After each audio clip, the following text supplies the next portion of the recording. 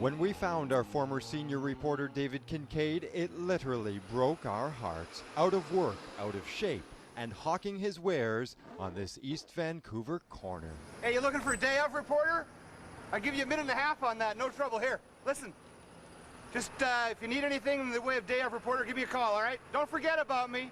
Hey, thanks. The rumors were true. He had become a media whore. You sure I can't help you? $1.50. Stand up, streeters, whatever you need. It's all good. Thanks for stopping by, huh? We wanted to bring David back to a happy place, so we sat him down to talk about the good times here at 180 West 2nd. You're well into it now. Must be settling in. How is retirement? Well, it's a bit of a shock to the system to wake up early in the morning and then go, hey, roll over and go back to sleep. But as my wife points out, I'm not retired, I'm just unemployed, which does allow me a lot of more beer drinking time. I'm getting to it earlier, and I'm getting to it faster, and I'm drinking more, so I think it's all good. How important to you is being a team player in the newsroom? Well, there is no I in team, and as you know, it's all about me. So actually, I've read some Dave Lefebvre intros where there is an I in team. Taim. As the elder statesman of the newsroom, I always felt I had a responsibility to be there for my fellow workers and to contribute any way I could to the team effort. And if you want to take part in this, if you want to There it is. If you want to take a part... We want to thank you for joining us on Ski Season 84. Ski Fever, Mike. Ski Fever 84, thank you, David. And have yourself a great season on the slopes. Hey, oh, jeez, you gotta look at the camera. No, don't look at the camera. I mean, I know you're a professional, but No, we're not used to having professionals on television around UTV. No news, just promos. Tune in next hour for more promotional material. Tonight on 2330, Dave Budge fucks up the archive queue and makes Dave Moretta's life a living hell. We'll ask you in a televote, should Dave Budge be shot with a ball of his own shit? But I did feel that it was important to take on that role of team player and be there for my coworkers every chance I got.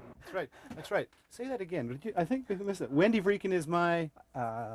assistant? Yes, exactly. I think I'm going to get in trouble for this, aren't I? I hope so. I'm passing the time by putting googly eyes on my dog's pictures. So I think this is a valuable contribution to the evening's programming.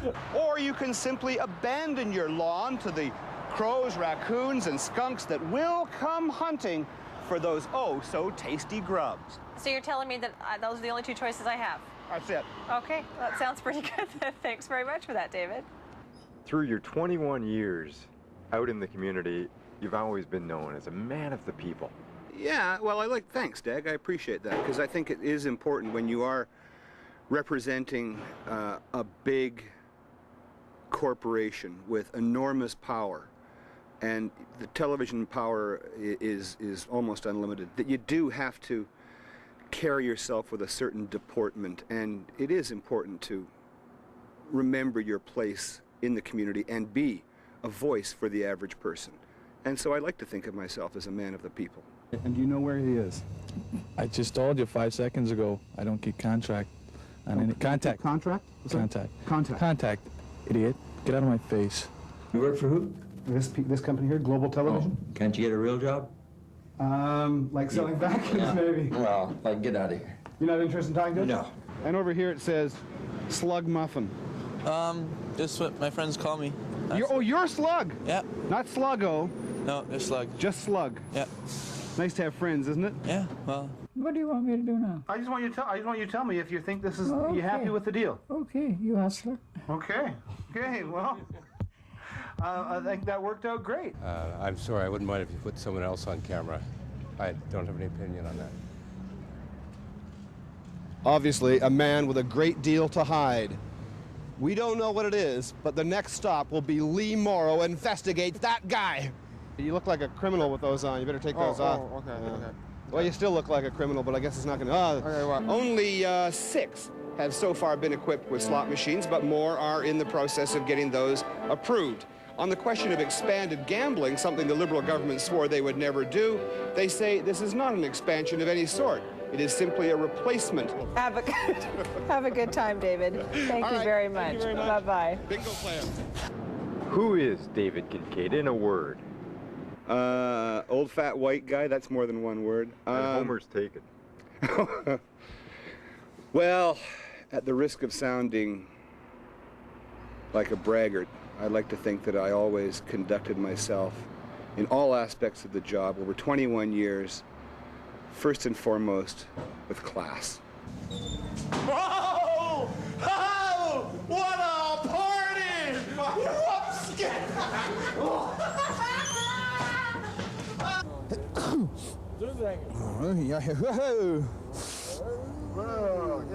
You want to do a green balance? There we go. Hot springs. The cheery warmth of the Fairmont Hot Springs. Boy, nothing like it on a cold winter's day.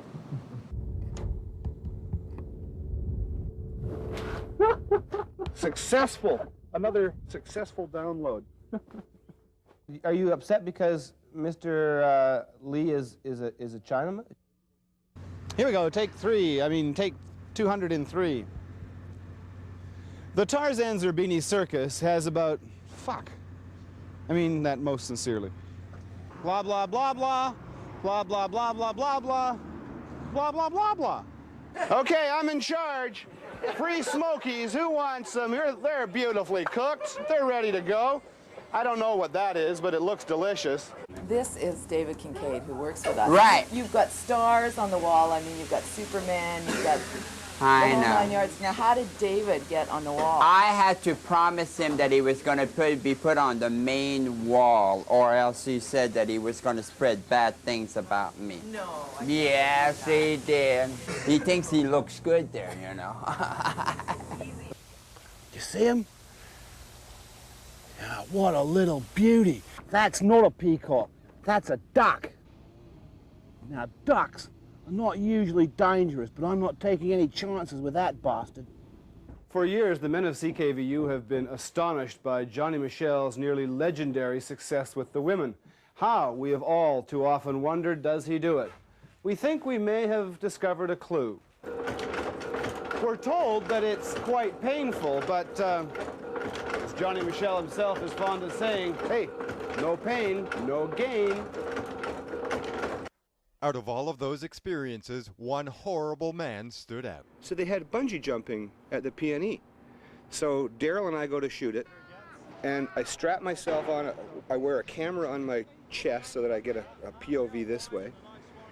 And I say to Daryl, okay, I think you should be here. And so you can get, the master shot, and then we can cut in this other stuff. Daryl says, no. What do you know about anything, Kink, you moron? I'll be up on the platform, and I'll be shooting down. Okay, Daryl, because I'm telling you, I don't want to do this twice. So here's the platform. I get off the platform. The platform, when I jump, the platform tips up like this. Daryl can now see out here. He can't see me at all. He completely misses the shot, and he makes me do it again. Congratulations. Thank you very much, Clay. And we've got a little something here for you to prove your manhood. My manhood is somewhere up there, but this will have to do as a second class kind of certificate. I will never forgive him for that.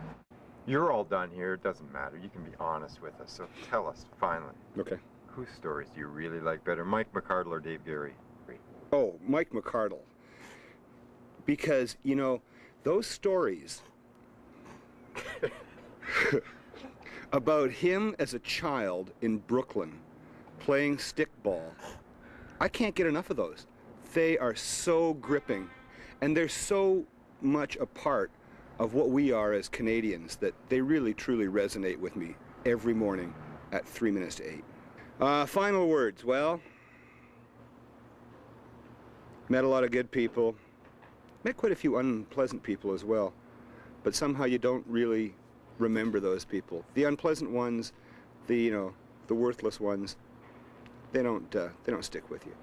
But after 21 years in this place, I've met a lot of good people, present company accepted, of course. And it's been a privilege to work with those people, although most of them have gone on to bigger and better things. Like anything else, you remember the good times. And there were lots and lots of good times at CKVU.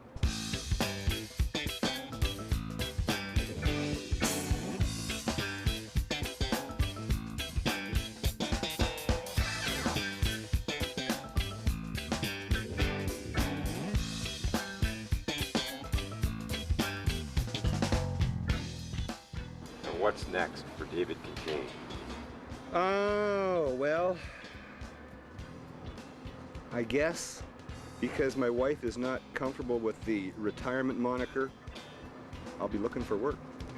So if you have any work, phone Dave at 437-1946. Do you know where you're going to be in 10 years from now? Unfortunately, yes. I'm trapped at UTV in a no-mind, dead-end job, the same way I have been for the last 10 years, Tim, but let's not talk about me anymore.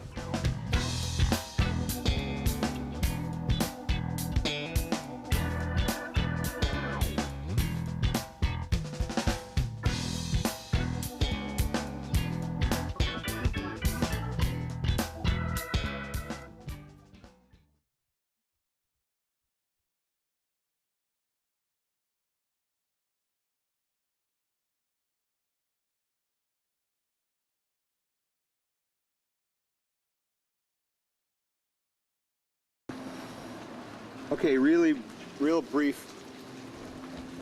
Hold that up, will you? Come on. Do some of your job. 1983 arrived as a CKVU was expanding to 2 hours of news. So at that time we were doing 5 to 7 news and then 7 to 9 Vancouver show. 4 hours a night of live programming. Unheard of. So I arrived at the station thinking, great, here's a job, they'll be looking for news reporters, I'll get one. There's this large, heavy-set gentleman who I later learned was from Prince George. He introduced himself as Rod Crandall, and I later realized that that was actually some guy called Peter Clemente. So Peter Clemente was hired for the reporter job, and I was passed over. And but luckily, my resume went to Norman Klenman, and I got a job as a reporter with the Vancouver show. And Peter went to news, I went to the Vancouver show. Then hosting the Vancouver show for a short time, then back to reporting on the Vancouver show after those bastards from California arrived and were going to teach us how to do live TV. After we got them fired, the Vancouver show expired, went on to produce West Coast, report for West Coast, produce and host People Will Talk with Fergus. Then You Tonight came into existence. Ann Boa was there for West Coast. Don't know what happened to Ann. Then all those shows were canceled. Went to news as a reporter for news. Then I went to sports for about a year and a half. This was just a favor to George, right? We're looking for a sports reporter. We're having a hard time finding someone. Could you just fill in for 6 weeks? It turned into 18 months of being a sports reporter and asking Marcus Naslund the same thing over and over again. First day I did it, went out with Trevor Henderson. And Trevor said, okay, we're going to go and talk to Marcus because he's just come back from his broken leg. So we go talk to Marcus. How are you feeling? What are you anticipating for the coming season? Blah, blah, blah. And I'm thinking, okay, that's pretty good. The next day I said to Trevor, what are we doing today? He says, well, let's go and talk to Marcus. And I said, well, we just talked to Marcus yesterday. He said, Kink, the only thing you have to know about sports in this market is, doesn't matter. You can talk to Marcus Naslund 5 days a week. That'll be great. Marcus Naslund has a dump and you can get him to describe it. That'll be gold. Okay, so that was what Trevor taught me about sports, and it served me well.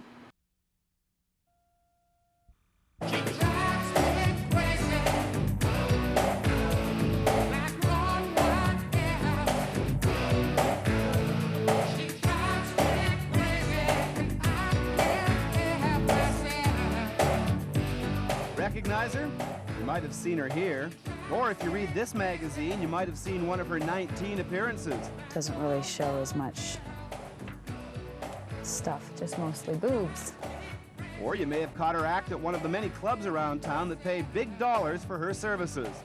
At 26, Melissa Wolf is at the top of her profession and being paid accordingly. Yeah, about 12,000 is an average month. It's like a Canadian month if I worked all in Canada. And if you're in the States? If I'm in the States, it could be, a little over that. You know, because I'm allowed to accept tips. So how does a girl from Coquitlam, a girl who attended an all-girl Catholic school, wind up in this line of work? Yeah, I was working at McDonald's, and I thought wet t-shirt contests were just getting wet in a t-shirt, but I'd never really been to a strip bar. I didn't know what strippers did or anything. How old were you at this point? Oh, 18, I was sneaking in, underage. And anyway, so I found that after I lost 8 times in a row, I figured out that you had to take off all your clothes to win. And eventually I kind of got used to gradually taking my clothes off. And eventually I took it off and I started winning like 1 or 2 a night. And at that time they were so popular, they were running 6 days a week all over Vancouver. So I'd just go from one contest, phone up the other contest, say, I'm on my way, hold the contest for me. And they'd say, okay, and I'd race down there because they were always stuck for contestants. They never had any. So I'd do the contest, win $100 in each contest. It was $200 a night. I was doing them 6 days a week. That was $1,200 a week. Didn't take you long to figure out that McDonald's wasn't. Yeah, McDonald's wasn't the way to go.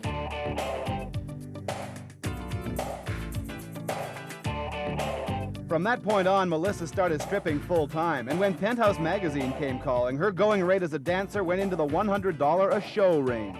A lot of people say that, you know, I'm not in it for the money. This is my art form. I'm not a stripper. I'm an exotic dancer. I'm an artiste. Mm-hmm. Where are you on that one? Oh, come on. Let's get serious. For the one and only Melissa. Whoa. I was calling about Clearwater, Florida. What's the name of the club that I'm going to be working there? Herbs, yay! Can't wait to go there. And then I'll be back in Vancouver on October 22nd. Okay.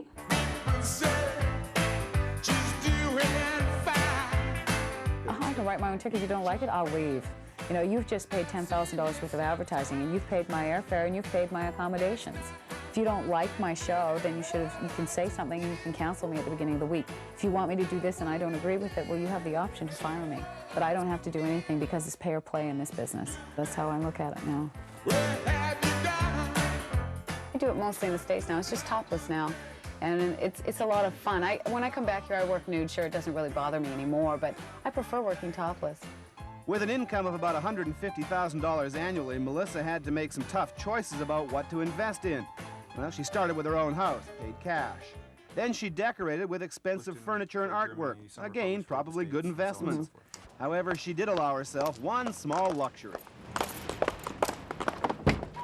I did a foolish thing. I bought myself a brand new Corvette, which was really stupid because I can't even bring my costumes to